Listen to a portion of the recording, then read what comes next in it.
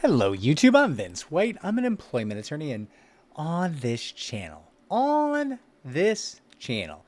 we answer publicly posted questions from YouTube users getting folks the answers they need from an employment attorney. We have a question here from Jay Salucci 176. And Jay Salucci says, "Hi Vince, I hope you're doing well. I am. I am doing better than I deserve. Without question. How can I know if my attorney is taking advantage of me? With my autism diagnosis, it can be very hard for me to know someone else's intentions or their emotions. My attorney made a demand and I never knew about it. When I was in mediation, this was brought to light by the mediator since my attorney was asking well over his pre-litigation demand. The other side was expecting him to open near that initial demand. This jeopardized the mediation, and within 30 minutes of the mediation, the defendant reached an impasse and stopped negotiating. What are your thoughts?" Okay. Excuse me. All right. So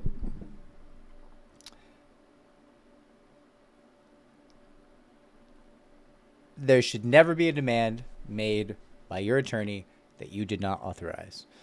And if you were within my firm, you would have to authorize that in writing.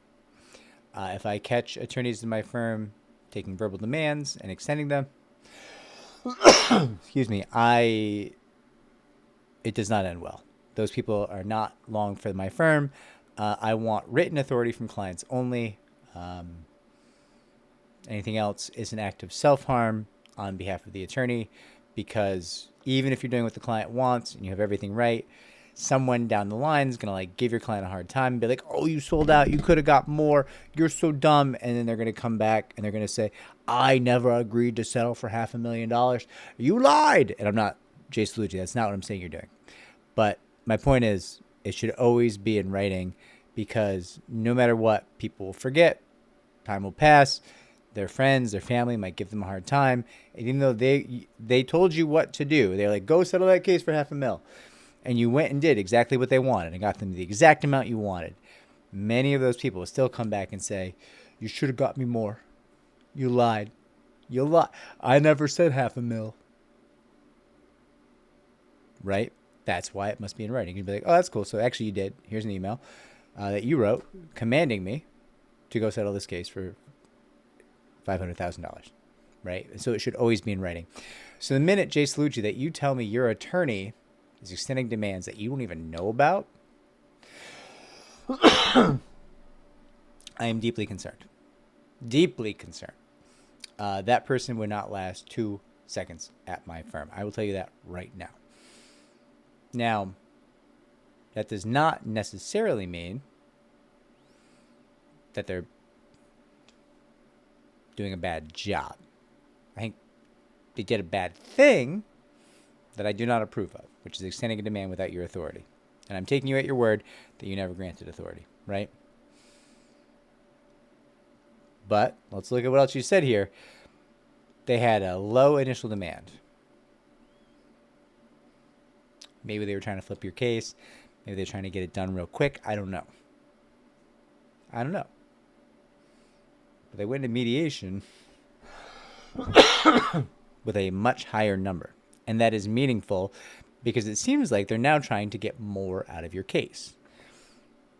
Is this because they've decided to maximize the value of your case and minimize the risk? Have they decided to work hard on your case and try to get you as much as they can? It could be. In which case, that's great. I don't know where you are in the country. I don't know what you're dealing with in terms of the availability of employment attorneys.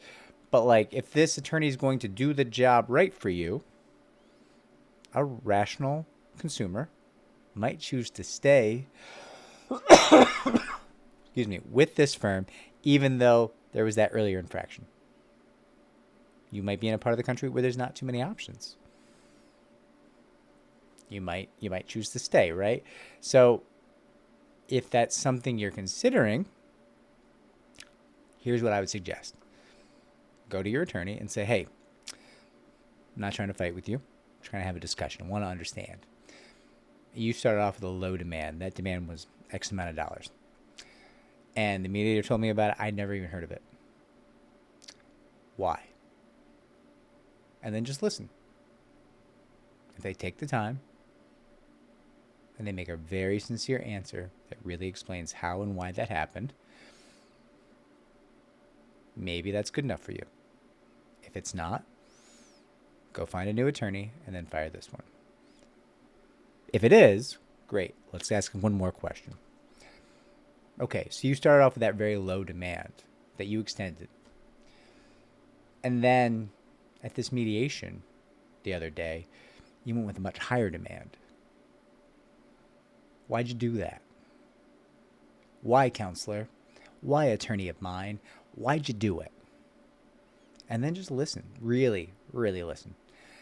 And if the answer makes sense, if it tracks, if it sounds like they're going to do right by you, and if it meets your needs in terms of understanding and being on the same page with this attorney, okay, great. Maybe you're going to decide to stay with this attorney.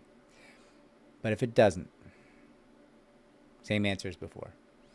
Go talk to other attorneys, schedule 3 to 5 free consultations, find a new attorney, and then switch. Don't just fire an attorney and be unrepresented, I recommend, unless you think they're going to do something to harm your case or to settle your case out from under you without your authority, something like that, right? Unless you think something like that's really at risk here, go have the consultations, talk to the attorneys, find the new counsel, make the switch, and then you're never unrepresented. And just do the due diligence, have the conversations. I want to say I get it. I know I don't get it. I don't know what it feels like to have an autism diagnosis. I don't know what that feels like. I don't know what it's like for you to navigate the world. So I guess I don't get it. But I do understand what you're saying. Hey, this is hard. It's hard to read intentions. It's hard to read emotions. Great. We do have another option. Let's read the logical explanation of what happened.